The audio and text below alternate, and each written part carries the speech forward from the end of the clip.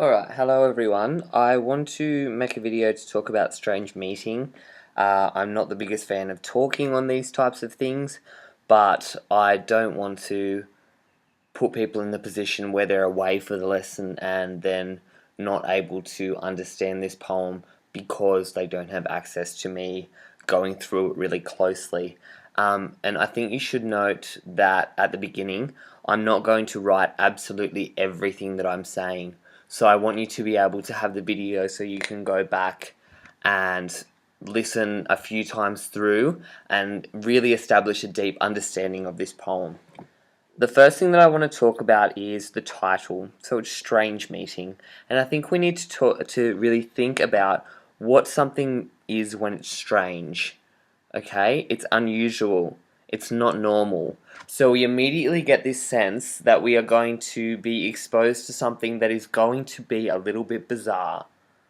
And the next thing that I want us to pay attention to is the first line. It seemed that out of battle I escaped. And when we use the word seemed, the modality of that is not particularly high. And I want us to think about this sense that if we have low modality, it creates a sense of uncertainty.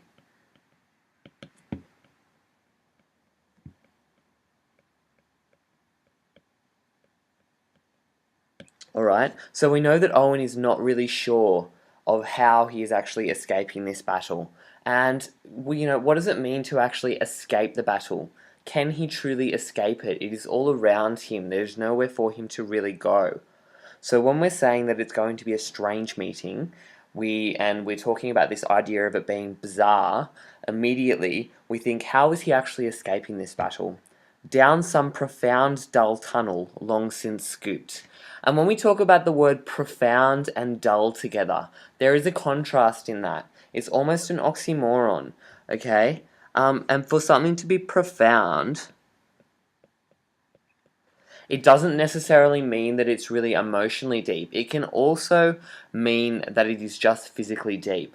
So it means that he is going down some dark, deep tunnel, long since scooped, through granites which titanic wars had groined.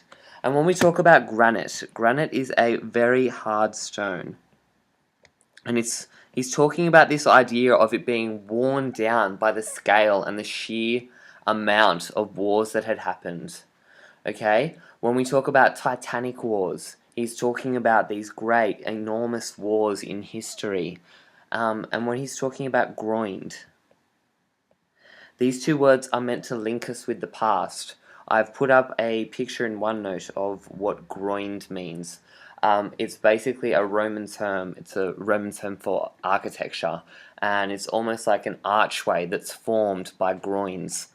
Okay, so he's talking about the wars actually being responsible for creating this architecture. And we think about what was happening in World War One, and we have these trenches. So he's talking perhaps about escaping into one of the trenches, or is he escaping into some metaphorical journey into some unknown space, almost like an Alice in Wonderland kind of situation? I think it's also really important for us to note this poem was written in 1918, so this is one of Owen's later works. I'm just going to make our notes here of what we said about these.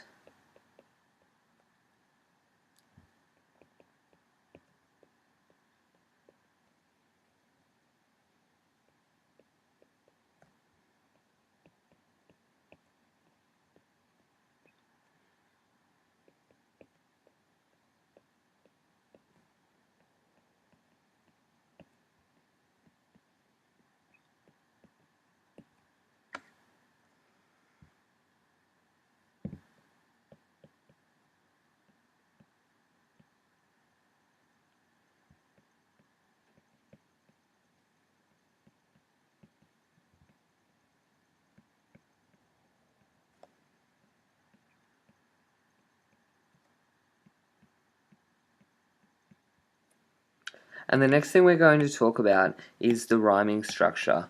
And it's something that we have seen of Owen before. But this is probably the poem that actually really showcases this rhyme scheme fantastically. So it's pararhyme. It's not a perfect rhyme, and it keeps us sort of guessing what he's going to say next, where he's going to go next. It gives him a bit more freedom as a poet, and it creates a sense of uncertainty. It is the poet's way of keeping us on the edge of our seat, as much as poetry can really do that. Okay, so escaped, scooped, groined, groaned, bestirred, stared. They're not perfect. They don't exactly rhyme, but they do maintain that rhythm. Okay?